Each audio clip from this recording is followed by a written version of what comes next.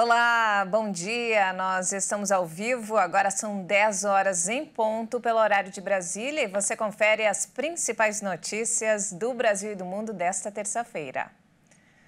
Os senadores devem votar hoje a medida provisória que acaba com a renúncia fiscal do governo federal em cima do imposto sobre circulação de mercadorias e serviços, o ICMS, que todos nós pagamos. Os senadores da base aliada pretendem aprovar o texto enviado pela Câmara sem alteração para evitar que ele volte para os deputados, já que isso inviabilizaria a aprovação ainda esta semana. Já a oposição pretende sugerir mudanças. O texto propõe o fim da renúncia fiscal federal, que vem de incentivos dados pelos estados por meio da subvenção, o auxílio do imposto sobre circulação de mercadorias e serviços. Com a aprovação, a equipe econômica do governo aposta numa arrecadação de 35 bilhões de reais. E mudando de assunto, o governo federal lança hoje um sistema para bloquear mais rápido celulares roubados ou furtados. A intenção é inutilizar os aparelhos, torná-los um pedaço de metal sem utilidade e assim derrubar o crescimento desse tipo de crime no país.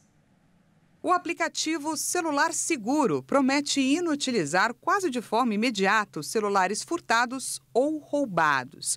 A plataforma vai permitir que o usuário cadastre o seu celular e, em caso de furto ou roubo, a linha telefônica seja bloqueada imediatamente por meio de outro aparelho celular ou de um computador previamente cadastrado. A iniciativa se deu por meio de uma parceria entre a Anatel, a Federação Brasileira de Bancos e a ABR Telecom, empresa responsável por receber informações dos usuários para o bloqueio da linha em até um dia útil após a denúncia. Bancos como a Caixa Econômica Federal e o Banco do Brasil também são parceiros. Um dos objetivos da plataforma é diminuir os índices de roubo no estado de São Paulo, além de agilizar os processos quando o aparelho é furtado.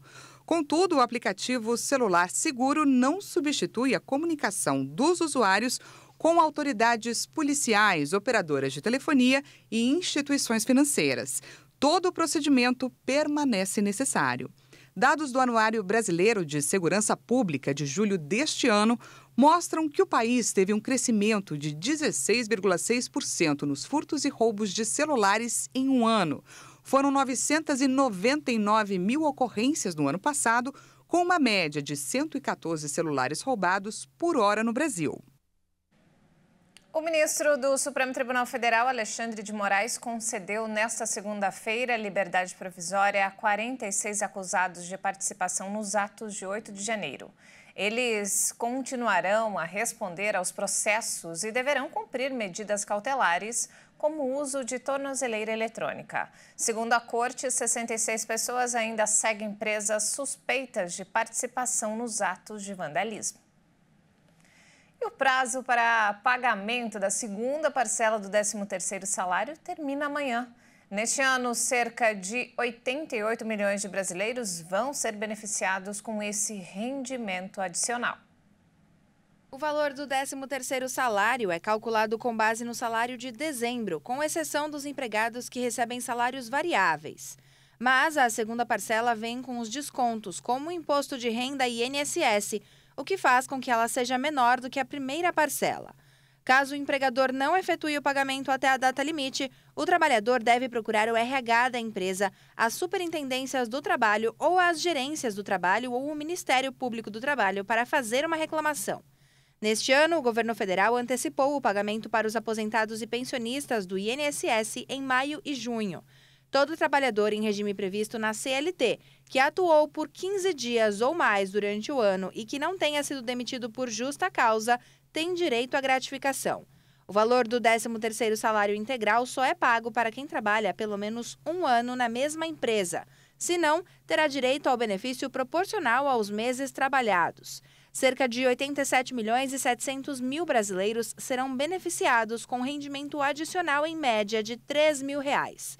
A estimativa é do Departamento Intersindical de Estatísticas e Estudos Socioeconômicos, o DIEESE. O presidente da Ucrânia, Volodymyr Zelensky, agradeceu à União Europeia a aprovação de um novo pacote de sanções à Rússia. No texto estão expostas medidas contra a importação de diamantes russos para o bloco, um comércio que movimenta entre 4 e 5 bilhões de dólares por ano. Os países da União Europeia acordaram nesta segunda-feira novas sanções contra a Rússia. O 12º pacote foi anunciado na sexta-feira pelos representantes dos 27 países membros, mas não pôde ser adotada formalmente por objeções da Áustria, que foram superadas nesta segunda. Entre as medidas confirmadas por fontes oficiais do bloco estão a proibição das importações de diamantes da Rússia e a ampliação dos esforços para restringir tecnologia que Moscou possa usar com fins militares. Hoje quero agradecer aos nossos parceiros na União Europeia por aprovarem o 12º pacote de sanções. É importante que a proibição dos diamantes russos apareça pela primeira vez. Há novas medidas contra a evasão das sanções e contra o fornecimento de bens e tecnologias de dupla finalidade à Rússia. Há novas restrições às importações da Rússia. A Rússia é acusada de financiar uma parte do custo da guerra graças ao comércio de diamantes, cujo volume de negócios é de 4 ou 5 bilhões de dólares, entre 20 e 25 bilhões de reais ao ano.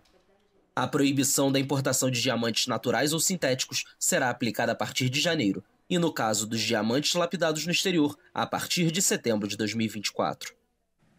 Um vulcão entrou em erupção perto da capital da Islândia. A região já estava em alerta para uma possível erupção depois de registrar intensa atividade sísmica em novembro. Uma erupção vulcânica começou na noite desta segunda-feira na Islândia, ao sul da capital Reykjavik. A erupção começou poucos quilômetros a nordeste de Grindavik, um porto pesqueiro a 40 quilômetros da capital. A Islândia já estava em alerta para uma possível erupção vulcânica depois de registrar intensa atividade sísmica em novembro. Ocorreram milhares de pequenos tremores no sudeste da península, à medida que o magma se movia sob a crosta terrestre. Os quase 4.000 habitantes de Grindavik foram retirados de casa em 11 de novembro. A Islândia tem 33 vulcões ativos, o maior número da Europa. E antes de encerrar, olha só, subiu para 118 o número de mortos no terremoto que atingiu a China. O tremor de magnitude 6,1 na escala Richter atingiu o nordeste do país, deixando ao menos 400 pessoas feridas. Alguns moradores ainda continuam presos nos escombros. As equipes seguem trabalhando no resgate das vítimas em meio às baixas temperaturas que atingem a região. Os terremotos são comuns na China. Em agosto, um tremor de magnitude 5,4 abalou o leste do país, deixando dezenas de feridos e provocando o colapso de edifícios. E não temos mais tempo, essa edição fica por aqui. Mais informações daqui a pouco, às 11 horas da manhã. Muito obrigada pela companhia, um ótimo dia para você e até mais.